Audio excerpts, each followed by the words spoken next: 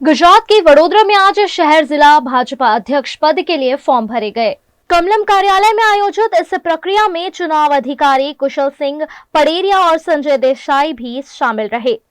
10 जनवरी को भाजपा अध्यक्ष की घोषणा हो सकती है, जिसमें शहर भाजपा अध्यक्ष पद के दावेदारों में डॉक्टर विजय शाह, रंजन मेनभट्ट, भूपेंद्र लाखावाला, सत्येंद्र कुलाबकर, राजेंद्र त्रिवेदी के नाम शामिल है। वहीं जिला अध्यक्ष पद के लिए सतीश दावेदार, अश्विनी पटेल, अशोक पटेल, धर्मेश पंड्या, बीजे ब्रह्मभट्ट, दर्शत ब्रह्मभट्ट का नाम शामिल है। भारतीय जनता पार्टी ये कैडर बेस पार्टी है। इसके कैडर का जो निर्माण है वो बूथ से शुरू होकर राष्ट्रीय कक्षा के प्रमुख तक जाता है।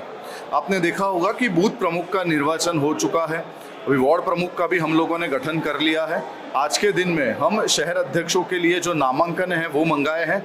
आप देख सकते हो बड़े उत्साह में, बड़े उत्साह के साथ, बड़े हर्ष के साथ भारतीय जनता पार्टी का कार्यालय अपनी कार्यकर्ता अपनी जिम्मेदारी को लेकर अंदाजन 50 के करीब फॉर्म भरे हैं। तो इन लोगों सबको हमारी तरफ से हार्दिक हार्दिक शुभकामनाएं हैं। आने वाले दिनों में हम प्रदेश अध्यक्ष के लिए भी प्रदेश जो भारतीय जनता पार्टी है उसका चयन करेगा और उसके बाद राष्ट्रीय प्रमुख का भी चयन होगा। इस तरीके से पूरा भारतीय जनता पार्टी ये एक कैडर की रचना करके अपने संगठन पर्वों को पूरा करेगा और इसके बाद अपनी बाकी की टीम की रचना करके भारतीय जनता पार्टी संगठनात्मक कार्यों को आयाम देकर एक सामाजिक जो कार्य है, जो राजकीय कार्य है, उसको वेग देगा। इस तरीके का पूरा आयोजन आज यहाँ पर नए कार्यालय में किया गया है।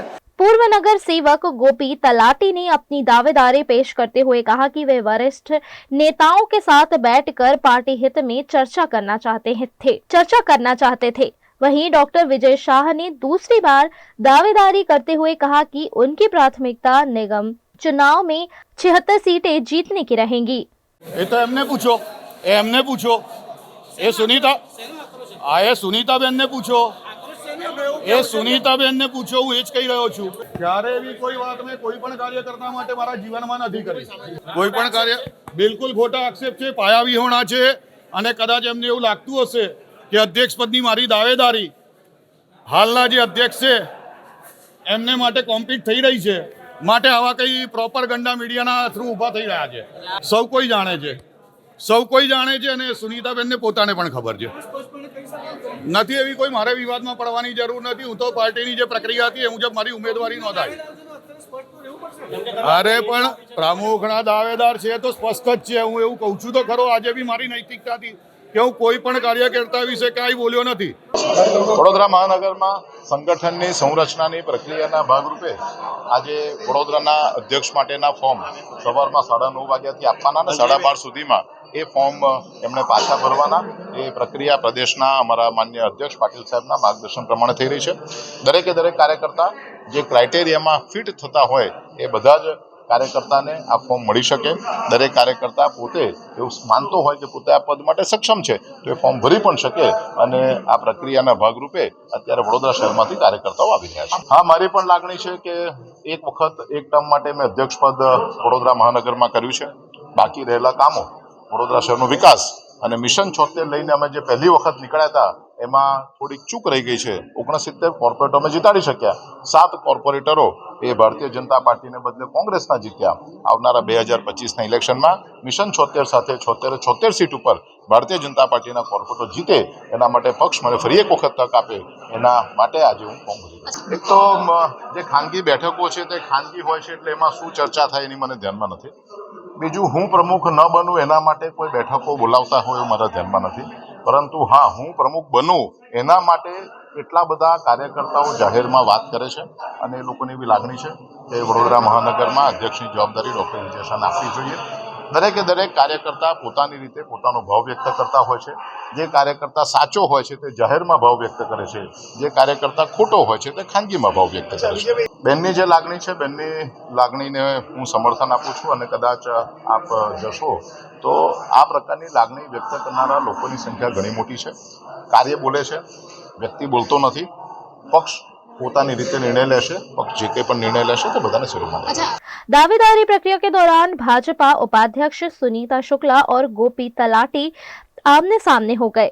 चुनावी प्रक्रिया के दौरान पार्टी कार्यकर्ताओं में गहमा गहमी देखी गई।